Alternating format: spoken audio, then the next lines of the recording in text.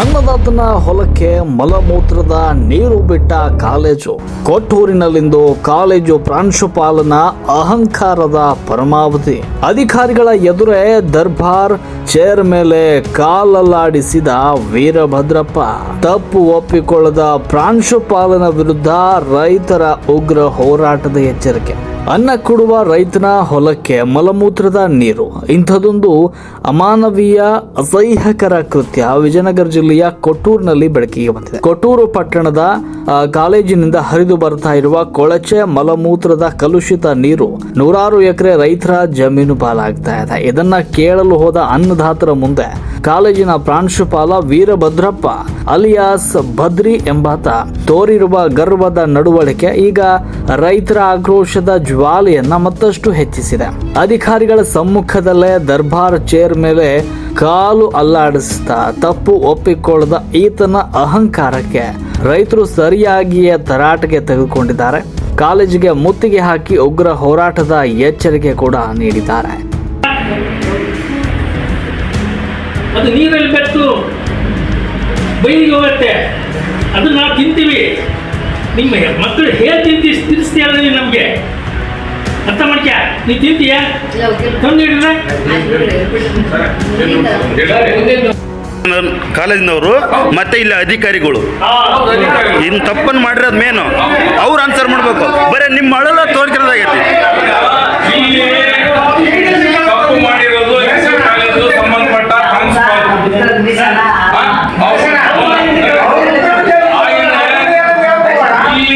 ಇದು ವಿಜಯನಗರ ಜಿಲ್ಲೆಯ ಕೊಟ್ಟೂರು ಪಟ್ಟಣದಲ್ಲಿ ನಡೆದಿರುವ ಅಸಹ್ಯಕರ ಕರ್ಮಕಾಂಡ. ವಿದ್ಯೆ ಕಲಿಸಬೇಕಾದ ಕಾಲೇಜೊಂದು ರೈತರ ಬದುಕಿಗೆ ಕಂಟಕವಾಗಿ ಪರಿಣಮಿಸಿದೆ. ಕೊಟ್ಟೂರಿನಲ್ಲಿಂದು ಕಾಲೇಜು ಮತ್ತು ಅದರ ವಸತಿ ನಿಲಯದಿಂದ ಬರುವ ಮಲಮೂತ್ರದ ನೀರು, ಶಾಂಪೂ, ಸೋಪು ಮಿಶ್ರಿತ ರಾಸಾಯನಿಕ ಯುಕ್ತ ಕಲುಷಿತ ನೀರು ನೇರವಾಗಿ ನೂರಾರು ಎಕರೆ ರೈತರ ಗದ್ದೆಗಳಿಗೆ ನುಗ್ತಾ ಇದೆ. ಇದರಿಂದ ಫಲವತ್ತಾದ ಭೂಮಿ ಕಂಗೆಟ್ಟು ಹೋಗಿದ್ದು ರೈತರು ಕಣ್ಣೀರು ಇಡುವಂತಾಗಿದೆ. ಆದರೆ ಇದರ ಬಗ್ಗೆ ಪ್ರಶ್ನೆ ಮಾಡಲು ಹೋದ ರೈತ ಸಂಘದ ನಾಯಕರು ಮತ್ತು ಅಧಿಕಾರಿಗಳ ಎದುರು ಕಾಲೇಜಿನ ಪ್ರಾಂಶುಪಾಲ ವೀರಭದ್ರಪ್ಪ ಅಲಿಯಾಸ್ ಬದ್ರಿ ನಡೆದುಕೊಂಡ ರೀತಿ ಮಾತ್ರ ಅಸಹ್ಯದ ಪರಮಾವಧಿಯಾಗಿದೆ.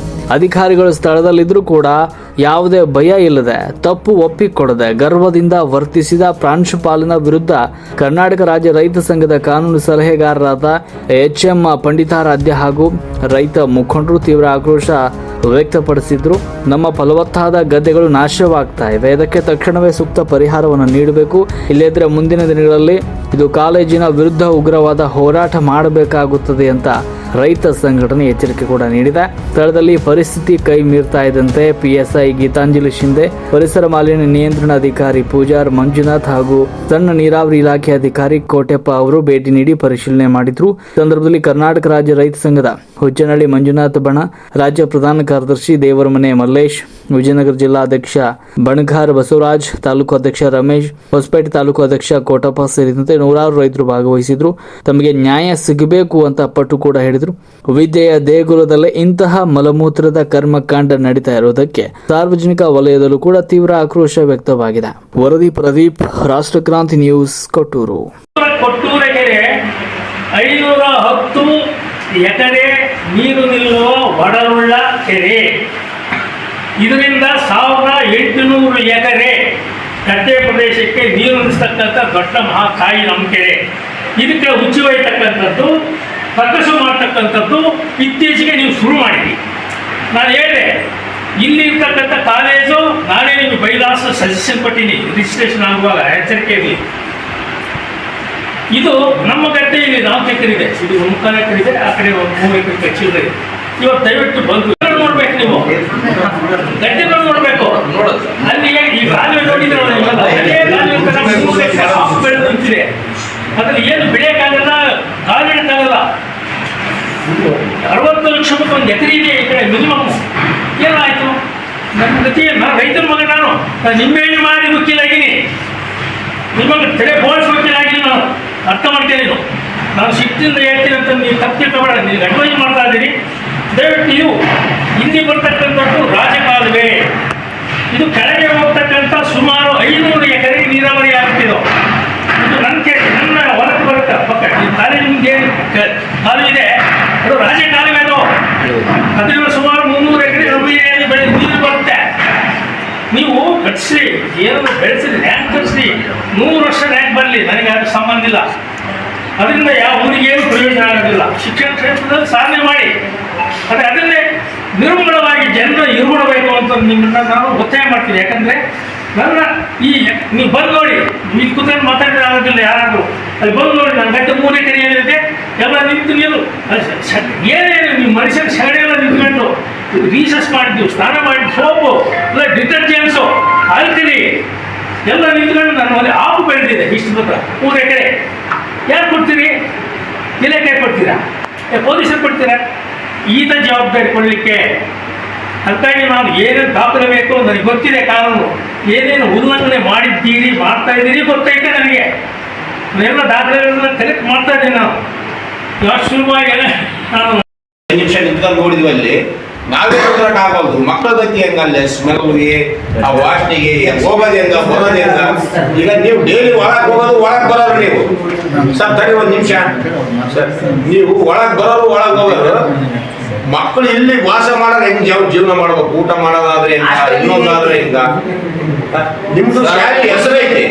ಒಂದು ಹುಡುಗರಿಗೆ 160, 2 ಲಕ್ಷ ರೂಪಾಯಿ ರೊಕ್ಕ ಕಟ್ಸಿದ್ರಿ ನೀವು. ಆ ಡೊನೇಷನ್ ಬೇಕಾದಂಗೆ ನೀವು ಅಭಿವೃದ್ಧಿ ಮಾಡಿಸಿ ನೋಡ್ರಿ, ಅಲ್ಲಿ ಏನು ಕೆಲಸ ಮಾಡಿರಲ್ಲ, ಅದೆಲ್ಲ ಪೂರ್ತಿ ಇದಾಗ್ಬಿಡತ್ತೆ. ಭಾರಿ ಸ್ಮೆಲ್. ದಯವಿಟ್ಟು 3-4 ವರ್ಷದಿಂದ ಅವ್ರು ಬೀಳ್ಬಿಟ್ಟಾರ ಅಂದ್ರ ಎಷ್ಟು ಲಾಸ್ ಆಗಿರ್ಬೋದು? ಅದು ಕಟ್ಕೊಡೋದ್ರೆ ಪರಿಹಾರ ಕೊಡ್ತಾರ. ಅವ್ರೇನಾರು ಕೊಡ್ತಾರ ಪರಿಹಾರನ? ಯಾರು ಕೊಡ್ಬೇಕು ಪರಿಹಾರ? ಯಾರು ಕೊಡ್ಬೇಕು? ಜೀವನ ಮಾಡೋದು ಹೆಂಗ್ ಮಾಡ್ಬೇಕ್ರಿ ಅಲ್ಲಿ? ಅದೀಗ ಇವ್ರು ಇಲ್ಲಿ ಒಂದು ಆಶ್ರ ಮಾಡ್ಯಾರ ಅಂದಾಗ, ಶಾಲೆ ಮಾಡ್ಕೊಂಡಾರ ಅಂದಾಗ ಅದನ್ನ ಸಿಸ್ಟಮ್ ಆಗಿ ಗುಂಡಿ ಮಾಡಿಸ್ಕೋಬೇಕು, ಗುಂಡಿ ನೀರು ಬಿಡಬೇಕು, ಇಲ್ಲ ನೀರು ಗಂಜಿ ಮಾಡಿ ಕೊಡಬೇಕು. ಸ್ವಲ್ಪ ಅದನ್ನೆಲ್ಲ ತಿಳುವಳಿಕೆ ತಗೊಳ್ರಿ ಸರ್. ನೀವು ಮಕ್ಕಳಿಗೆ ಪಾಠ ಮಾಡ್ತೀರಿ, ರೈತರಿಗೆಲ್ಲ ಪಾಠ ಮಾಡಕ್ ಬರ್ಬಾರ್ರಿ. ರೈತರು ತಿಳುವಳಿಕೆ ಇಲ್ಲದ್ರು ಕೂಡ ತಿಳುವಳಿಕೆ ಗಮನ ಇನ್ನೊಬ್ಬರ ಕಡೆ ಇಲ್ಲದ ತಗೊಂಡಾದ್ರೂ ಕೂಡ ಅರ್ಥ ಮಾಡ್ಕೊಂಡು ಹೇಳಕ್ ಬಂದೀವಿ. ಅದನ್ನ ನೀವು ಪಕ್ಕ ಮಾಡಿದ್ರೆ ಸರಿ, ಇಲ್ಲಾಂದ್ರೆ ನಾವು ಉಗ್ರ ಹೋರಾಟ ಮಾಡ್ತೀವಿ. ಇದನ್ನ ಗದ್ದೆ ವಕೀಲರ ಗದ್ದೆ ಬಿಡಲ್ಲ, ಏನು ಖಾಲಿಯೂ ಬಿಡ್ತಿರೋ ನಿಮ್ಮ ಒಂದು ಅಂಡರ್ನಲ್ಲೇ ಏನು ಸರಿಪಡಿಸ್ತಿರೋ? ಸರ್, ಈಗ ನಮಗೆ 3 ಡಿಪಾರ್ಟ್ಮೆಂಟ್ನಾಗ ಇಲ್ಲೇ ಇದೆ. ಹಾಂ, ಪಟ್ಟಣ ಪಂಚಾಯತಿ ಕಾಲುವೆ ಸಂಬಂಧಪಟ್ಟವರಿದ್ದಾರೆ, ಹಾಂ. ಇವರು ನಮ್ಮ ಎನ್ವಿರಾನ್ಮೆಂಟ್ ಇದ್ದಾರೆ. ಇವ್ರ ಕಡೆಯಿಂದ ಅಧಿಕಾರಿಗಳು ಪರ್ಮಿಷನ್ ಕೊಡೋದು ಅಲ್ಲ, ಮೊದಲು ನಿಮ್ಮ ವ್ಯವಸ್ಥಿತ ನೋಡಿ ಆಮೇಲೆ ನೀವು ಪರ್ಮಿಷನ್ ಕೊಡಕ್ಕೋ. ಆಲ್ರೆಡಿ ಈಗ ನಿಮ್ಮ ಕಾಲೇಜು ಇದು ಎಣ್ಣೆ ಆಗೈತಾ ಸರ್? ಎಣ್ಣೆ ಆಗದಲ್ಲೇ ಬಿಲ್ಡಿಂಗ್ ಕಟ್ಟಕ್ಕೆ ಬರ್ತೀನಿ. ಅಲ್ಲ, ಎಷ್ಟಾಗಿದೆ? ಎಷ್ಟು ಎಕರೆ ಆಗಿದೆ? ಕಂಪ್ಲೀಟ್ ಕ್ಯಾಂಪಸ್ ಎಣ್ಣೆ ಆಗಿದೆ. ಎಷ್ಟು ಎಕರೆ ಆಗಿದೆ ಸರ್? ಕಂಪ್ಲೀಟ್ ಕ್ಯಾಂಪಸ್ ಕಂಪ್ಲೀಟ್ ಅಂದ್ರೆ ಎಷ್ಟು ಎಕರೆ? ಮೇಡಮ್ ಒಂದೇ ನಿಮಿಷ. ಅಲ್ಲ, ಇದು ಕೇಳೋ ಕ್ವಶನ್ ಮೇಡಮ್ ಇದು ಕೇಳೋ ಕ್ವಶನ್. ಎಷ್ಟು ಎಕರೆ ಇದೆ? ಎಲ್ಲ ಕಂಪ್ಲೀಟ್ ಕ್ಯಾಂಪಸ್ ಆಗಿದೆ. ಅಲ್ಲ, ಈಗ ಏನಾಯ್ತು ರೀ? ಎಲ್ಲರೂ ಅವ್ರು ಬಂದಿರೋದು ಅದೇ ಉದ್ದೇಶಕ್ಕೆ. ನೀವು ಎಷ್ಟು ಎಕರೆ ಎಣ್ಣೆ ಆಗಿದೆ ಅದು ಬೇಕು ನಿಮಗೆ? 7 ಎಕರೆ ಎಣ್ಣೆ ಆಗಿದೆ. ಓಕೆ, ಅಷ್ಟೇ ಸರ್ ನಮ್ಗೆ ಆನ್ಸರ್. ಓಕೆ, ಎಣ್ಣೆ ಆಗಿಲ್ಲ. ಸರಿ, ಓಕೆ ಸರ್. ಬರ್ರಿ ವಿಡಿಯೋ ಮಾಡ್ರಿ ಸರ್. ನೋಡಿ ಎಷ್ಟು ಸ್ಮೆಲ್ ಸರ್. ಹಿಂಗ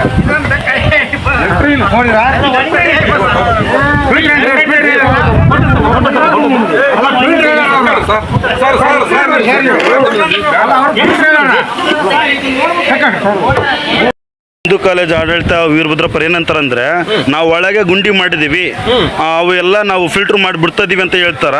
ಮತ್ತೆ ಇಲ್ಲಿ ಕೆಲವೊಂದು ಗುಂಡಿ ಅರ್ಧಂಬರ್ಧ ಮುಚ್ಚಿವೆ. ಅದ್ರ ಬಗ್ಗೆ ನೀವೇನ್ ಹೇಳ್ತೀರಿ? ಅದ್ರ ಬಗ್ಗೆ ನಾವೇನ್ ಹೇಳ್ತೀವಿ ಅಂದ್ರೆ, ಪೊಲ್ಯೂಷನ್ ಬೋರ್ಡ್ಲಿಂದ ಮಂಜುನಾಥ್ ಅಂತ ಅಧಿಕಾರಿ ಬಂದರಿಗೆ ಅವರಿಗೆಲ್ಲ ಪೈಪ್ ತೋರಿಸಿವಿ, ವಿಡಿಯೋ ಮಾಡಿವಿ. ಆಮೇಲೆ ಮಾಧ್ಯಮದವ್ರುಗಳು ನೀವು ಬಂದಿರಿ, ಮಾಧ್ಯಮದವ್ರಿಗೆ ಕೂಡ ಆ ಪೈಪ್ಗಳು ಲೆಟ್ರಿನ್ ಹೋಗೋದು ತೋರಿಸಿವಿ. ಕಾಲೇಜಿನವೇ ಆ ಕಡೆ ವಸತಿ ಇರ್ತಕ್ಕಂಥ ಭಾಗವು ಅಲ್ಲೇ ನೀರೇ ಸಾಕಷ್ಟು ಬರುತ್ತೆ, ಆ ನೀರು ಈ ಕಡೆ ಬರುತ್ತೆ. ಅದಕ್ಕಾಗಿ ದಯವಿಟ್ಟು ಇದ್ರ ಬಗ್ಗೆ ಕ್ರಮ ತಗೊಳ್ಳಿಲ್ಲ ಅಂದ್ರೆ ನಾವು ಸಾರ್ವಜನಿಕ ವಿಚಾರವಾಗಿ ಕೊಟ್ಟೂರಿನಲ್ಲಿ ಮತ್ತೆ ಉಗ್ರ ಹೋರಾಟ ಹಮ್ಮಿಕೊಳ್ತೀವಿ ಅನ್ನೋದು ಶತಸಿದ್ಧ ನಾನು ಹೇಳ್ತಾ ಇದ್ದೀನಿ. ಇಲ್ಲಿರ್ತಕ್ಕಂಥವ್ರು ಈಗ ಯಾಕಂದ್ರೆ ಗದ್ದಿಗಳು ಒಂದಲ್ಲ, ಆ ಲೆಟ್ರಿನ್ ನೀರು, ಬಾತ್ರೂಮ್ ನೀರು ಇಲ್ಲಿ ST ಕಾಲೋನಿಲಿಂದ ಹಿಡಿದು ಅಲ್ಲಿ SC ಕಾಲೋನಿ ದೇವ್ರ ಮನೆ ಚನ್ನಮಲ್ಲಪ್ಪರು ಏನೇ ಪೆಟ್ರೋಲ್ ಬಂಕ್ ಇದೆಯಲ್ಲ ಅದ್ರ ಹಿಂದಾಸಿ ಅಲ್ಲಿ ನಿಲ್ತದ ನೀರು. ಆ ನೀರು ನಿಲ್ಲೋದ್ರಿಂದ ಈ ತಾಲೂಕಿನ ಜನರಿಗೆ ಸಾಂಕ್ರಾಮಿಕ ರೋಗಗಳು ಬಂದರೆ ಅದಕ್ಕೆ ಯಾರು ಹೊಣೆಗಾರರು? ಇಲ್ಲಿರ್ತಕ್ಕಂಥ ತಹಸೀಲ್ದಾರು ನಿಷ್ಕ್ರಿಯರಾಗ್ಯಾರೆ, ಇಲ್ಲಿರ್ತಕ್ಕಂಥ ಪಟ್ಟಣ ಪಂಚಾಯತಿ ಮುಖ್ಯಾಧಿಕಾರಿಗಳು ನಿಷ್ಕ್ರಿಯರಾಗಿದ್ದಾರೆ. ಯಾಕಂದರೆ ಈ ಕಾಲೇಜಿಂದ ಏನಾದರೂ ಪರ್ಮಿಷನ್ ಇದೆಯಾ, ನೀರು ಬಿಡಲಿಕ್ಕೆ ಪರ್ಮಿಷನ್, ಪೊಲ್ಯೂಷನ್ ಬೋರ್ಡ್ನವರು ಕೂಡ ಅವರು ಕೂಡ ಇದ್ರ ಬಗ್ಗೆ ಕ್ರಮ ತಗೋಬೇಕಂತ ನಮ್ದು ಒತ್ತಾಯ. ಮಾನ್ಯ ಜಿಲ್ಲಾಧಿಕಾರಿಗಳು ಹಾಗೆಯೇ ಪೊಲ್ಯೂಷನ್ ಬೋರ್ಡ್ ಏನು ಅಧಿಕಾರಿಗಳು ಅದಾರೆ, ಮಾನ್ಯ ತಹಸೀಲ್ದಾರ್ ಏನದಾರೆ, ಕಾಲೇಜಿನ ಆಡಳಿತ ಮಂಡಳಿ ಏನಿದ್ದಾರೆ ಅವರು ಓನರ್ ಮೇಲೆ ಇಲ್ಲ, ಅವರು ವ್ಯಾಪ್ತಿಯಲ್ಲಿ ಏನಿದೆ ಕಾಲೇಜು ವ್ಯಾಪ್ತಿಯಲ್ಲಿ ಅದನ್ನು ಒಂದು ಗುಂಡಿ ತಕ್ಕೊಂಡು ಫಿಲ್ಟರ್ ಮಾಡಿ ಅದು ಬೆಳೆಗಳಿಗೆ ಖಾಲಿ ಬಿಡೋಕ್ಕೆ ಯೋಗ್ಯ ಅಂತಂದು ಪೊಲ್ಯೂಷನ್ ಬೋರ್ಡ್ನಿಂದ ಅವರು ಏನಾದರೂ ಸರ್ಟಿಫಿಕೇಟ್ ತಗೊಂಡ್ರೆ ನೀರು ಬೀಳಲಿ, ಅದನ್ನು ಫಿಲ್ಟರ್ ಮಾಡಿ. ಇಲ್ಲದೇ ಇದ್ದರೆ ಈಗೇನು ಇಷ್ಟು ವರ್ಷ ಅವರು ಬೀಳ್ಬಿಟ್ಕೊಂಡಾರೆ ಭೂಮಿಗಳನ್ನ, ಅದಕ್ಕೆಲ್ಲನೂ ಅವರು ಪರಿಹಾರ ಕೊಡಬೇಕು. ಸಂಬಂಧಪಟ್ಟ ಜಿಲ್ಲಾಧಿಕಾರಿಗಳು ಈ ಕಾಲೇಜಿನ ಬಗ್ಗೆ ಕ್ರಮ ತಗೊಳ್ಳಿಲ್ಲ ಅಂದರೆ ಮುಂದಿನ ದಿನಗಳಲ್ಲಿ ಕಾಲೇಜ್ ಮುಂದೆ ಚಿರಿಬಿ ರಸ್ತೆನ ನಾವು ಧರಣಿ ಮಾಡ್ತೀವಿ. ಇದು ಬಗೆಹರ ತನಕ. ಯಾಕಂದ್ರೆ ನಾವು 86ರಾಗ ನಾವು ಕೊಟ್ರೇಶ್ವರ ಕಾಲೇಜ್ನ ಓದಕ್ಕೆ ನಾವು ನೋಡಿವಿ ಗದ್ದಿಗಳಿದ್ದು. ಅವ್ರು ಆ ಕಡೆ JCBಲಿಂದ ಒಂದು ಸ್ವಲ್ಪ ನೀರು ಹೋಗಂಗೆ ತೆಗೆದ. ಇವ್ರೇನು ಹೇಳಿದರು, ನಾವು ನೀರು ಬಿಡ್ತಾ ಇಲ್ಲ ಅಂತಂದು. ಲೆಟ್ರಿನ್ ನೀರು ಕೂಡ ಇವರು ರಾಜಕಾಲುವೆ ಮುಖಾಂತರ ಬಿಡ್ತಾ ಇದ್ದಾರೆ. ಆಮೇಲೆ ಏನು ವಸತಿ ನಿಲಯದಿಂದ ಏನು ಬಾತ್ರೂಮಿನ ನೀರು, ಸಾಬೂನು ನೀರು, ಕೆಮಿಕಲ್ ನೀರು ಏನೈತಲ್ಲ, ಶಾಂಪೂ ನೀರು, ಅದೆಲ್ಲದೂ ಬಿಡ್ತಾರೆ. ಇವೆಲ್ಲವೂ ಹರ್ಕಂತ ಹೋಗಿ ಮುಂದೆ ಅಲ್ಲಿ ಆಂಜನೇಯ ದೇವಸ್ಥಾನ ಏನು ಬರುತ್ತಲ್ಲ ಗಚ್ಚಿನ ಮಠದ ಹತ್ರ, ಅಲ್ಲಿಂದ ನೀರು ಡೈವರ್ಟ್ ಆಗಿ ಗದ್ದಿಗಳಿಗೆಲ್ಲ ಹರಿದು ಬಿಟ್ಟವು. ಸುಮಾರು ಒಂದು 20-25 ಎಕರೆ ಗದ್ದಿಗಳಿಗೆಲ್ಲ ಪೂರ್ತಿ ಆಫ್ ಬೆಳೆದು ಅದು ಕೆಮಿಕಲ್ ನೀರು ಹೋಗಿ ಅಲ್ಲಿ ಜೀವಾಣುಗಳು, ಅಲ್ಲಿ ಏನು ಬೆಳಗ್ಗೆ ಸಿಗ್ತಕ್ಕಂಥ ಜೀವಾಣುಗಳೆಲ್ಲ ಸತ್ತೋಗ್ಬಿಟ್ಟವು. ಯಾವ ಫಲ ಹಾಕಿದ್ರು ಅಲ್ಲಿ ಫಲ ಬರಂಗಿಲ್ಲ. ಅದಕ್ಕೆ ನಾವು ಹೇಳೋದಿಷ್ಟೇ, ಇಲ್ಲಿರ್ತಕ್ಕಂಥವ್ರು ಈಗ ಯಾಕಂದರೆ ಗದ್ದಿಗಳು ಒಂದಲ್ಲ, ಆ ಲೆಟ್ರಿನ್ ನೀರು, ಬಾತ್ರೂಮ್ ನೀರು ಇಲ್ಲಿ ST ಕಾಲೋನಿಯಿಂದ ಹಿಡಿದು ಅಲ್ಲಿ SC ಕಾಲೋನಿ ದೇವ್ರ ಮನೆ ಚನ್ನಮಲ್ಲಪ್ಪರು ಏನೇ ಪೆಟ್ರೋಲ್ ಬಂಕ್ ಇದೆಯಲ್ಲ ಅದ್ರ ಹಿಂದಾಸಿ ಅಲ್ಲಿ ನಿಲ್ತದ ನೀರು. ಆ ನೀರು ನಿಲ್ಲೋದ್ರಿಂದ ಈ ತಾಲೂಕಿನ ಜನರಿಗೆ ಸಾಂಕ್ರಾಮಿಕ ರೋಗಗಳು ಬಂದರೆ ಅದಕ್ಕೆ ಯಾರು ಹೊಣೆಗಾರರು? ಇಲ್ಲಿರ್ತಕ್ಕಂಥ ತಹಸೀಲ್ದಾರು ನಿಷ್ಕ್ರಿಯರಾಗ್ಯಾರೆ, ಇಲ್ಲಿರ್ತಕ್ಕಂಥ ಪಟ್ಟಣ ಪಂಚಾಯತಿ ಮುಖ್ಯಾಧಿಕಾರಿಗಳು ನಿಷ್ಕ್ರಿಯರಾಗಿದ್ದಾರೆ. ಯಾಕಂದರೆ ಈ ಕಾಲೇಜಿಂದ ಏನಾದರೂ ಪರ್ಮಿಷನ್ ಇದೆಯಾ, ನೀರು ಬಿಡಲಿಕ್ಕೆ ಪರ್ಮಿಷನ್, ಪೊಲ್ಯೂಷನ್ ಬೋರ್ಡ್ನವರು ಕೂಡ ಅವರು ಕೂಡ ಇದ್ರ ಬಗ್ಗೆ ಕ್ರಮ ತಗೋಬೇಕಂತ ನಮ್ದು ಒತ್ತಾಯ. ಮಾನ್ಯ ಜಿಲ್ಲಾಧಿಕಾರಿಗಳು ಹಾಗೆಯೇ ಪೊಲ್ಯೂಷನ್ ಬೋರ್ಡ್ ಏನು ಅಧಿಕಾರಿಗಳು ಅದಾರೆ, ಮಾನ್ಯ ತಹಸೀಲ್ದಾರ್ ಏನದಾರೆ, ಕಾಲೇಜಿನ ಆಡಳಿತ ಮಂಡಳಿ ಏನಿದ್ದಾರೆ ಅವರು ಓನರ್ ಮೇಲೆ ಇಲ್ಲ, ಅವರು ವ್ಯಾಪ್ತಿಯಲ್ಲಿ ಏನಿದೆ ಕಾಲೇಜು ವ್ಯಾಪ್ತಿಯಲ್ಲಿ ಅದನ್ನು ಒಂದು ಗುಂಡಿ ತಕ್ಕೊಂಡು ಫಿಲ್ಟರ್ ಮಾಡಿ ಅದು ಬೆಳೆಗಳಿಗೆ ಖಾಲಿ ಬಿಡೋಕ್ಕೆ ಯೋಗ್ಯ ಅಂತಂದು ಪೊಲ್ಯೂಷನ್ ಬೋರ್ಡ್ನಿಂದ ಅವರು ಏನಾದರೂ ಸರ್ಟಿಫಿಕೇಟ್ ತಗೊಂಡ್ರೆ ನೀರು ಬೀಳಲಿ, ಅದನ್ನು ಫಿಲ್ಟರ್ ಮಾಡಿ. ಇಲ್ಲದೇ ಇದ್ದರೆ ಈಗೇನು ಇಷ್ಟು ವರ್ಷ ಅವರು ಬೀಳ್ಬಿಟ್ಕೊಂಡಾರೆ ಭೂಮಿಗಳನ್ನ, ಅದಕ್ಕೆಲ್ಲನೂ ಅವರು ಪರಿಹಾರ ಕೊಡಬೇಕು.